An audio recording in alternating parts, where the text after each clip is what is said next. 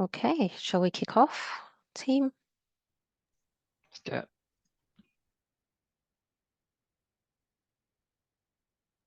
Yep, no, that sounds great. Amazing. Good stuff. Well, hi everyone. Thank you so much for being with us today. Before we start, do familiarize yourself with the chat function so that you can ask us any questions that you may have. We will do our best to answer these either during the webinar or during the Q&A session at the end. Cool.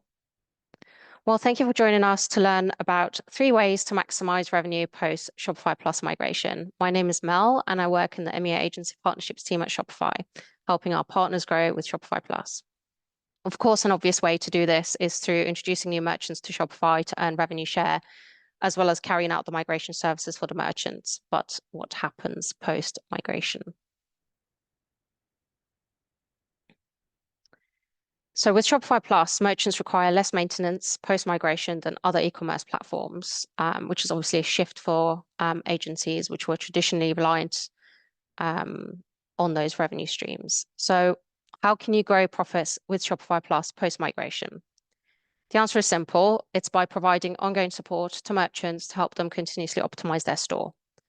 You can do this by helping your merchants improve aspects of their e-commerce store, such as average order value, checkout conversion rate, and site speed.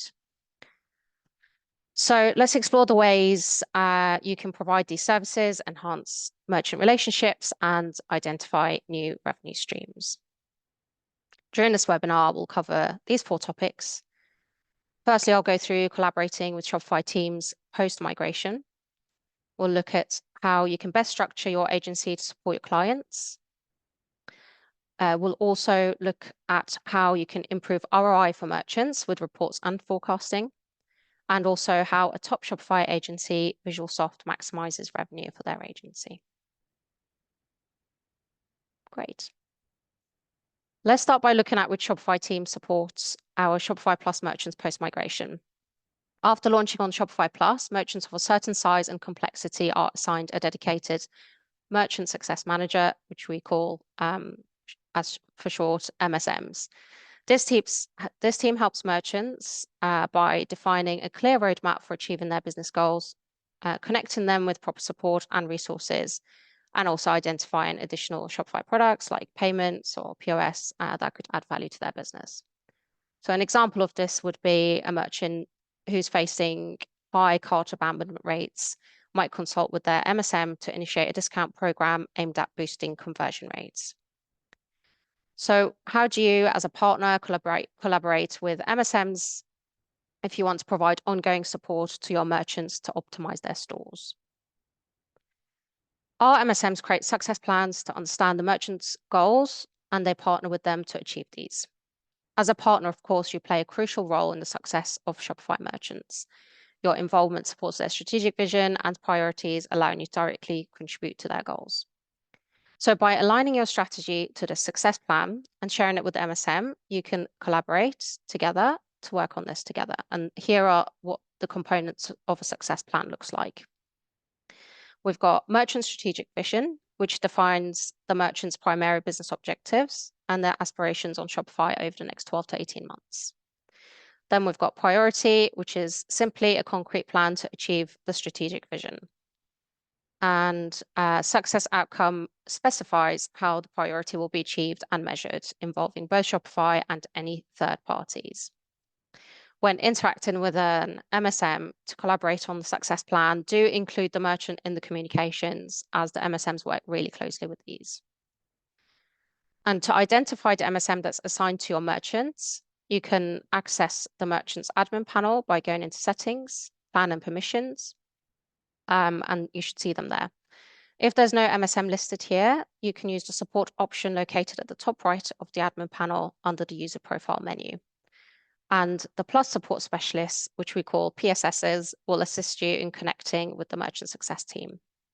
If you have any issues finding this information, you can always contact partner support via your dashboard. Okay, so whether you're new to selling Shopify Plus or rapidly growing, it's always worth reviewing the structure of your agency to set yourself up for success. Firstly, we always recommend dedicated account managers who are especially important if you target merchants with complex requirements.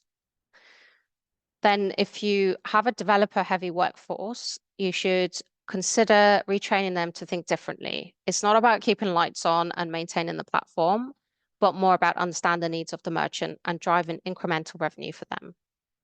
And finally, we highly recommend a Shopify dedicated headcount to stay on top of any updates and train your team internally. Our last edition's update alone had over 150 updates. So this dedicated headcount is really key to understanding which of those would benefit your agency. Cool. All right. Well, now over to Emily, who's the head of product at Ask Bosco, to tell you more about how you can improve ROI for merchants through reports and forecasting. Thank you so much for joining me today, Emily. Over to you. Thanks, Mel. I'm just going to do some awkward screen sharing here. So 2 seconds.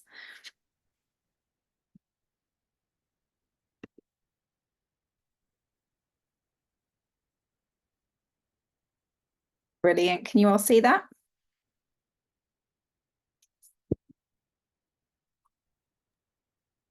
I don't think so. Not yet. 2 seconds.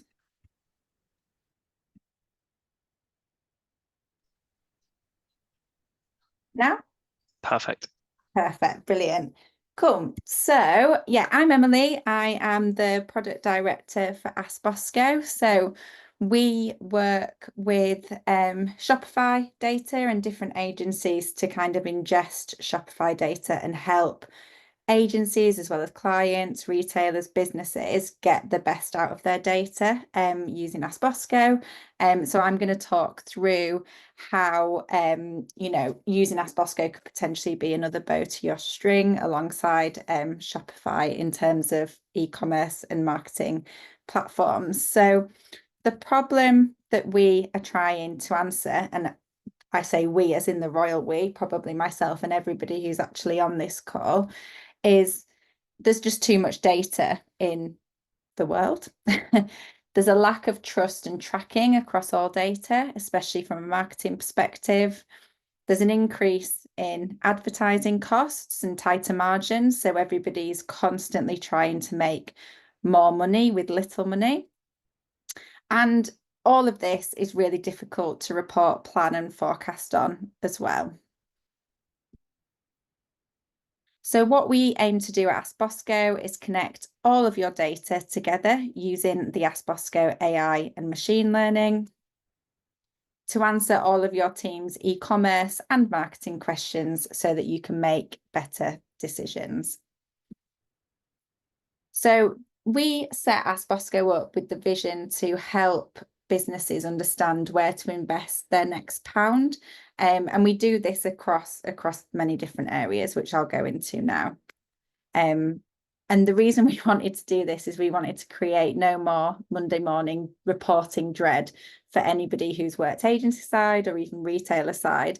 It's a waste of everybody's time for monthly and weekly trading reports to take hours and hours. It's just, we've all got better things to be doing instead. So how do we do this? So we have a connections library of over 400 data connectors, Shopify being one of them, as I've mentioned, but actually we connect into loads of different other partners as well. So, for example, from a marketing point of view, we've got TikTok, we've got Amazon, these types of things. We then create a reporting suite. So we then have customizable AI reporting dashboards where you can build and customize all of your own reports. We have a benchmarking feature, so you can compare your performance against all of your other competitors within that industry, or if you're an agency, you'd be able to compare your clients' performance against that. And then we also have a forecasting planning tool that has been built by our data scientist team that looks at future forecasting and media planning. So really answering that question, how you should spend your marketing budget in order to get the best return. So to place us in the market, so people can kind of understand, we bring all of these different areas together. So for example, from a connection point of view within your tech stack, agencies could be using Supermetrics, Fivetran, Funnel, or bespoke API connections in order to get all of their information into a database to then be able to use that with their clients. So we do that with Ask Bosco. We connect all of your data for you and pull that down, clean it, and then present it back to you. From a reporting point of view, you know, you might have Looker, Tableau, Power BI, Pan Intelligence. We have our own software in terms of our reporting solution that you're able to use. I'm going to really quickly just touch on a demo of some of that and what it looks like. And then from a benchmarking point of view, you might use tools such as like Brandwatch, SEMrush, Ahrefs, SimilarWeb, and BuzzSumo to kind of get your competitor information. Again, what we do at Ask Bosco is try to pull as many data party sources together in order to create our own Ask Bosco index score. So we hope that the creation of, you know, an all-in-one solution also reduces the fees from an agency point of view. So rather than having multiple subscriptions to different tools, you would just be able to have everything in one place. And then, yeah, for the benchmarking, I always like to mention Hitwise, which used to be around, if anybody can actually remember. It was like the go-to marketing tool probably about 10 years ago. I'm probably showing my age, but it was basically how well your website did from an online marketing perspective and an overall search perspective. And that's something that obviously the Ask Bosco benchmarking aspires to do. Hitwise is no longer with us, but hopefully the Ask Bosco index can take that kind of place. And then finally, the forecasting. So the forecasting is our complete invention in terms of forecasting what's happening in the future. As mentioned, we've got a data science team that look at and build algorithms based on 2 years of past historical data to forecast what's going to happen in the future. And just really quickly, this is what the Ask Bosco dashboard looks like. So you can see key insights from clients. You can see our overall competitor benchmarking index as well on the right-hand side. We have customizable reports where you can look at total website performance, so you can understand how you're performing from a total e-commerce website point of view. Again, from an agency perspective, not just you, but you could look at this for every single client as well, all in the same place. We have individual Shopify reports that also pull in, you know, specific product information so you can actually understand what's happening. The whole point of Ask Bosco is to get these insights and highlights to a customer as quickly as possible so that you can make better decisions in order to increase revenue and ROI. And then also this, I just put this in because it's quite a cool graph that we've got that shows this. For example, this is our demo account, but it would show you all of the sales that you had across different regions, different countries. It's a global, worldwide, you know, piece. So all the stuff that, you know, Shopify allows you to do, you'd be able to really harness and show the true performance of Shopify, what you're achieving with your clients through a tool like Ask Bosco that can kind of show that. And through all of this, what we aim to get to is enhanced insight and collaboration for you as an agency, but then also for your clients as well. So we, you know, Ask Bosco really brings transparency of data to all levels of a business across all different platforms, from Shopify to Amazon to Facebook to Google, and really helps a business run. So what I have cheekily included as well is just, if you'd like to check us out, you can go to the website, or there is a QR code there as well. So I'll just leave that on for 10 seconds. I'm just watching the clock go down if anybody wants to do that. But in the meantime, going into the next section, you're going to have here a really interesting chat between Ryan and Mel. So Ryan is Senior Business Development Manager at Visualsoft. Visualsoft being one of the agency partners for both Shopify and Ask Bosco. So that's kind of, you know, what brought us all together today. And then obviously Mel will be able to talk through from a Shopify perspective as well. Awesome. Thank you so much for that, Emily. And hi, Ryan. How are you doing? Hey there, Mel. Nice to see you. Yes, good to be here. Thank you. Good. Thank you so much for joining us today. Could you give me a quick overview of your role and also your agency as well? Yeah, absolutely. So, I mean, my day-to-day responsibilities really sit within the new business team. So ultimately speaking to any inquiries that we're getting through, but really instead I always picture as being less of a salesperson and more like a bit of a GP. It's always a case of what issues are you actually facing? At the end of the day, agencies like Visualsoft are all here to create solutions. So we need to understand what problems people are facing.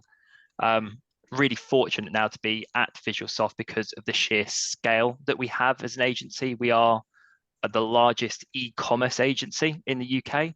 And by what I mean by e-commerce agency is in the form of we don't just build websites. It's the ability for us to offer so much other support for ambitious businesses that are simply looking to grow, whether that be from on-site experiences or digital marketing.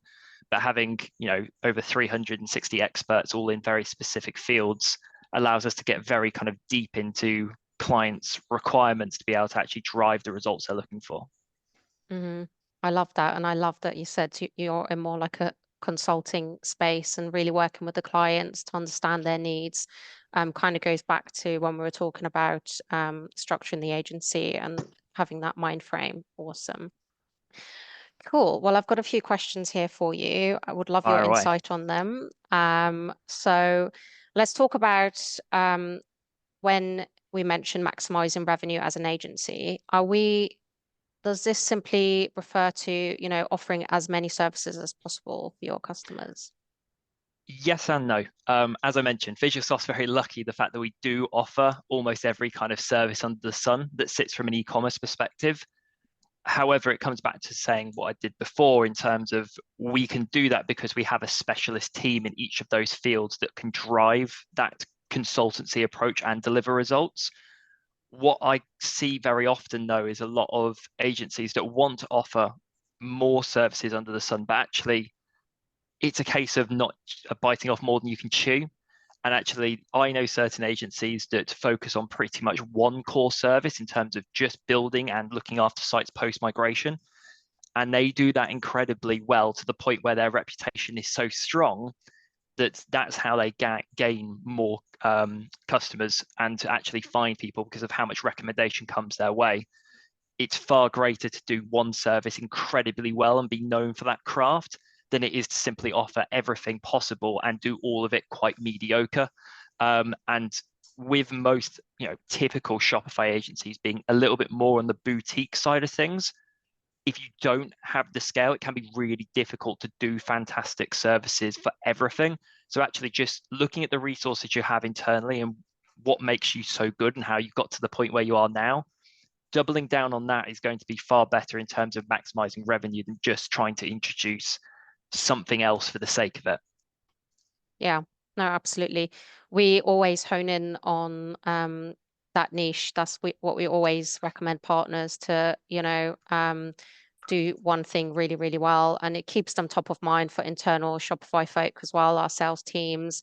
So it's a win-win overall. We've also seen some collaborations between two agencies, actually. Sometimes an agency will come in, do the migration, and then another agency will come in and do the work on optimization. So And that's it's the also beauty of worth, Shopify. There's enough work to go around that as an agency, you don't have to just hold clients really tightly. I think it's something that I've seen in the UK, the ecosystem that I've been a part of now for like 7.5 years is actually the collaboration between agencies. It's not competitors, it's just other agencies that specialize in other services that can complement each other. And again, so long as everything is working towards the client, then everybody wins.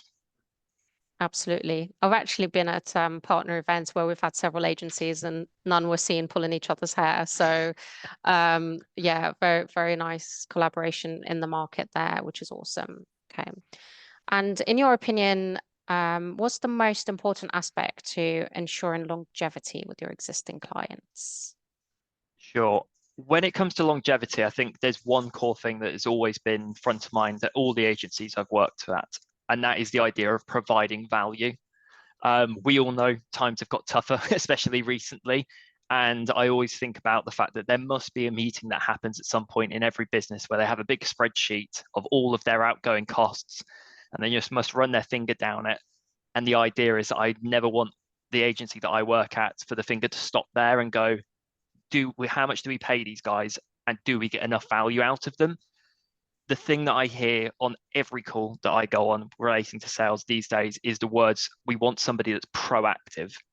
I think people are becoming more aware of the fact that their businesses and brands aren't e-commerce experts, and that's okay, because that's why these agencies exist. So it's the idea of actually, can you be proactive and see what you're doing with all of your other clients and what success you're actually driving there? How can you apply that and actually knock on the door of the client and say, this is what we want to work with you next on? Again, we talk about kind of ongoing support. It doesn't have to be that old school way of development runs. That's not what it is. It could be anything from consultation to installing apps. But if you as the client, as the agency, can go to someone and say, this is what we want to do, and this is where systems like ASK BOSCO are really, really helpful for the insights that they're able to kind of put at an agency's fingertips. But then also with Shopify giving so many different development resources with winter editions, I think, being launched very soon.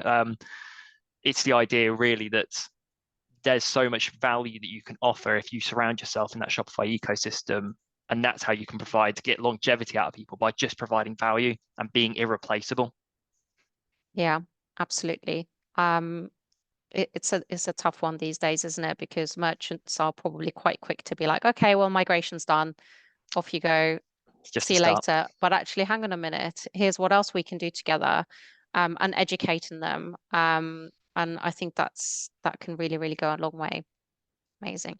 And do you think is it better to pitch additional services and retainers to a new prospect at the start, the end, or when the project has started? What do you think? I think these days it's more important than ever to start with it. Even if you're not necessarily getting signature on those services immediately, making clients aware that, like you just mentioned, that you can go on a journey with them, and it's not a case of come to us, we'll deliver a project and we'll wave you goodbye and see you later.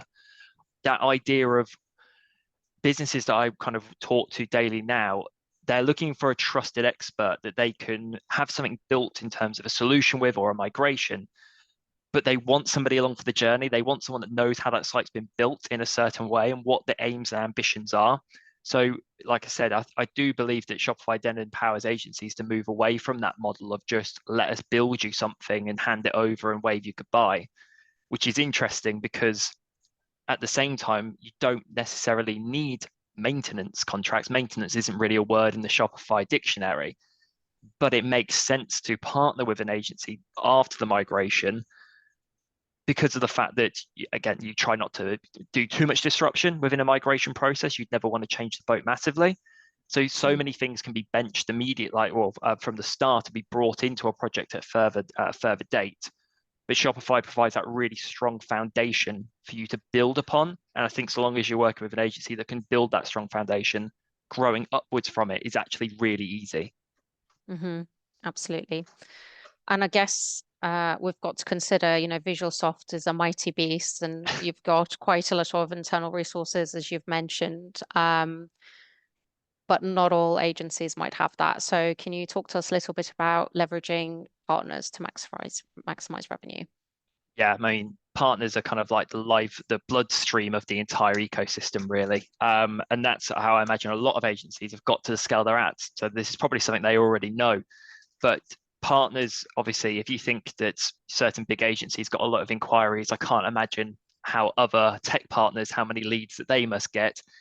And it's the idea of, what I've noticed is that more and more businesses are very open to sharing their struggles and what they're trying to achieve with anybody, whether that be a shipping solution or an email service provider or something that helps with upsell, cross sells, or data and forecasting. If you have those, again, this comes back to also having an agency that specializes in something, because you need to be recognizable. If you're a tech business that has a client that says, I really need someone that's going to focus on CRO, we know there are certain Shopify agencies that specialize in purely that service. And sometimes that can be much more beneficial than kind of being someone that can supply everything by just being a master of one. So getting involved in the partner community, there's always drinks around, I'm sure, especially at this kind of towards the end of the year with Christmas and stuff like that. There's always the opportunity to get involved in the community.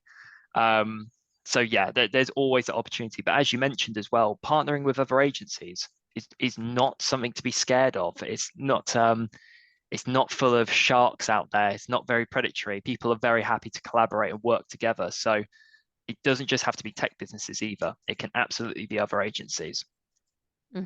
Yeah, absolutely. So I've just had a thought. We've actually got a Slack channel, Shopify partner Slack channel. Not sure if you're on it as well, Ryan. Absolutely.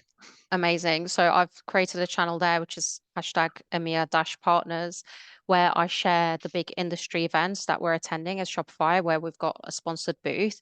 I highly, highly recommend turning up to those events and just getting to know the Shopify teams, getting in front of them, but also looking at the Shopify ecosystem at those events. So what other partners are present, technology, other agencies, and see how you can collaborate together. For example, if you're really strong on, I don't know, e-commerce around fashion, but you have a B2B lead come in, there are always partners that you can speak to, and these events are just a really good opportunity to do that. We're obviously wrapping up right now for the year, but I'll start sharing the trade shows we'll be attending from January onwards, and hopefully I'll be at a few of them. So it'd be good to see more of our partner ecosystem there. And people don't leave the ecosystem either. I always say this whenever we go to an IRX or an e-commerce event. The idea, you see the same faces. Sometimes they have a different logo on their t-shirt, but it's the idea actually, if you can bond those kind of relationships with individuals, they will follow your journey, and it's the idea they'll always know kind of where you're working, what the specialisms are. So it's really important to get involved and to meet people. Absolutely. Awesome. I think that's all we have time for today. That was really, really useful information for our agencies, if I may so speak for them. So thank you. I wish you and Visualsoft the best of success with your future endeavors. And hopefully you can stick around to answer some of the sessions that might come out of our little Q&A. So for the attendees that are here with us, please feel free to pop a question into the chat if you've got anything on your mind, and we'll get the ball rolling. Let's hold in slide. Right, Emily, might pull you back into this. Yeah, no, that's fine. I was just very carefully doing my sharing responsibilities there of the Q&A slide. Lovely hold in slide. Thank you. So let's, there's a question here about ASK BOSCO and how you guys help agencies dive deeper into customer data and uncovering some growth opportunities. Yeah, so we do take customer data into ASK BOSCO. So obviously data, that you would typically find available in Shopify, but then also other CRM systems and things we do take into ASK BOSCO. From our perspective, it's all about making the data as transparent and easily accessible as possible. So rather than having to, I don't know, run 10, 20 different reports in systems, we just like to bring everything together in a cohesive dashboard so people can see those customer insights really clearly, and who are their most profitable customers, lifetime value, all of that. They're all things that we cover off within kind of our reporting stack. And actually, this is a question that came up on my mind. I saw one of the screenshots you shared at the top. There's some suggestions on insights. Is that proactive insights that the platform provides? Yes, I think this is awesome for agencies who might not have that much time to dive deep into the data, but they see that snapshot and see, okay, what can we do with this? I don't know if you can maybe go back to that slide. Yeah, definitely can. Yeah, we're trying to really embrace AI within our platform. So here you can see, we have critical in here, the not most positive ones, but we have like critical insights that would make people aware of, like, if there's a drop in website traffic or a drop in conversion rate and things like this, you would be alerted straight away. But then also within all of our reports here, you can see at the top we have like an AI highlights section, and this is a button that you can press across any of our reports that kind of summarizes all of the information within a report for you. So kind of creates a pop-up that you can click into, like to the point where you could copy and paste it, you know, as part of like commentary to your clients and things like this. Obviously, would always recommend reading it because it's AI and not a human that's written it at the moment. But that just gets better and better. So yeah, the platform is constantly taking feedback, learning trends, and really understanding key account information so that it can always make the best recommendations and give insights. Mm-hmm. Yeah, that's super, super cool. And I guess your merchants are so busy that they might not even notice things like the traffic drop rates and everything like that. So going back to what Ryan was saying about being proactive, that allows the agency to pick up on that and go back to the client and recommend improvements. Yeah, and I didn't include it in here, but actually in Ask Bosco, and one of the features that I know the Visualsoft team use quite a lot is we have an agency report. So it's like called an all agency report that pulls in every single client into one report. So you can literally on a snapshot see how much money your clients are spending online, or how much money they're making online, how many sales, transactions, everything across the board. So you would very quickly be able to see if anything was going, you know, awry with one of the clients. You'd be able to jump on that quite quickly, and we hope that insights and reports like that help with like customer retention and client retention really for agencies. Mm-hmm. Awesome. I've got one here around key metrics, and I guess this could be, I could probably chip in here, but also keen to hear Ryan's thoughts. We're looking at key metrics agencies should think about post-migration to ensure, to measure client success.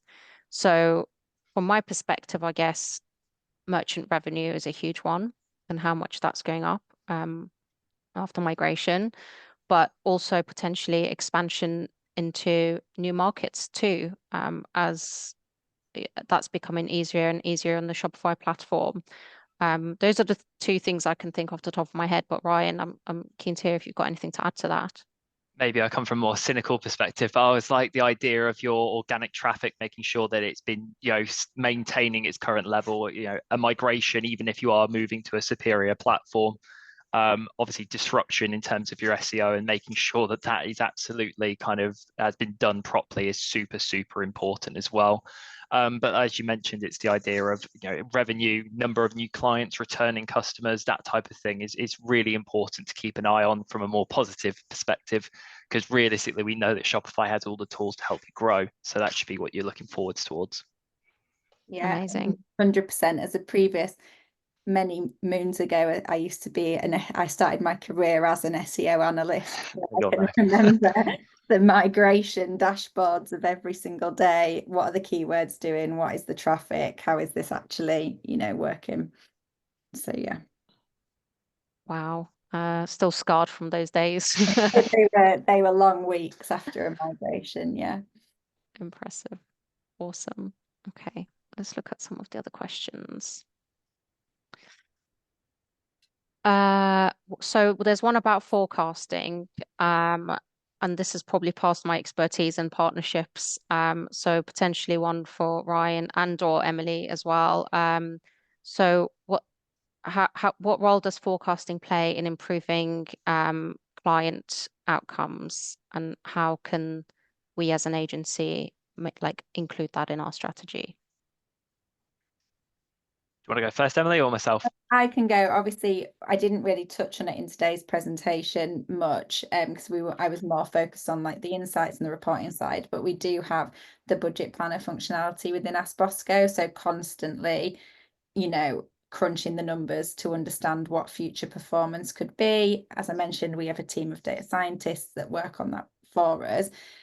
Kind of to my point at the beginning of my section, money doesn't go as far as it used to go. So I think being able to predict where you should be spending the money so that we're not wasting inefficient money, or even in inefficient areas of e-com for our clients, we should treat our clients' money like our own money, really add that value, I think is where people need to be focusing. So yeah, obviously the the forecasting and optimization we use in Ask Bosco is specifically for marketing at the moment. I'm sure everybody, you know, our product team and data scientists will one day want to just forecast maybe anything, but at the moment it's very specific to marketing channels. But yeah, I think it's important to definitely have a method that you're using as an agency that you can stand by, especially just in the current climate of things. I think there's one thing doing forecasting, but accurate forecasting is far more important. You know, we can all rely on like stuff like GA4 for insights like that, but it's with all the kind of platforms out there trying to be the ones that are attributed to every, you know, traffic session and sale. Something like Ask Bosco is just a great solution, being able to cut through that and make sure that actually the money where you are budgeting it towards certain channels is the right channels that are returning what, you know, is most profitable for you. And as you said, every penny counts in this particular market with the cost of acquisition just going up and up and up. So yeah, you've got to focus it in the right areas. Yeah, and it's about being agnostic, and that's what we can offer. And there's other tools as well that can offer that. But you know, GA4, Google, Facebook, all of the different like platforms. You know, I could be speaking out of turn, but do we like all of the teams are creating those forecasting engines for Facebook, for example? So like, is the answer if you speak to a Facebook account manager to set up an Instagram campaign, because that's the same bank account at the end of the day, using like an agnostic tool? It makes absolutely no difference to a third party system like Ask Bosco or like other tools. You know, I'm not going to, it's not going to make any difference to my life if people spend on Facebook or on Google. It's about if that's the correct decision that the data's making, and really giving that power back to retailers and to businesses and to e-com partners, who can then make their own mind up based on what their data is saying, rather than just relying on, you know, siloed forecasting systems. Yeah, just on forecasting and the unpredictability and being accurate, actually, I thought it was quite funny that you said that, Ryan, because with Black Friday, it's a little bit tumultuous, really, isn't it? One, you know, it's obviously a big time in the e-commerce calendar, but there's a lot of, I guess, backlash around it these days with over-consumerism, etc. So it must become harder and harder for brands to forecast what that time of the year is going to look like. I couldn't agree more. And I think we've heard that from some of the clients that we've worked with, is that Black Friday in that particular instance is such a tricky one, because I bet you there's a lot of brands out there that would prefer not to participate because of all the reasons that you've mentioned. But there's always that kind of fear of, are we missing out here? Should we, are we doing it wrong if we're not getting involved, even with, you know, margins getting tighter on products and, like you said, over consumerism. So yeah, it is a minefield, and then adding in accurate forecasting for how much stock you should buy in. But I guess this is where we see retailers kind of using Black Friday as a very different tool. I think, you know, the likes of people like Gymshark are fantastic at doing it, where they will focus on either like unique lines that are designed specifically for Black Friday, because I think that sums up how difficult it well is to actually know how well things are going to sell and what margin you should be selling them at. Yeah, they also, by doing things like that and the strategies that they use, they're creating a list of people already who they know are going to be interested in the product. So in terms of predicting how much they're going to sell, things like this, it makes it a lot easier because it's a lot more controlled. The hardest prediction is to guess when the actual Black Friday sales are going to be the real deals. Now it's like, is it going to start at the beginning of October next year? Who knows? It just seems to be getting earlier and earlier. Yeah, absolutely. A tough old economy out there.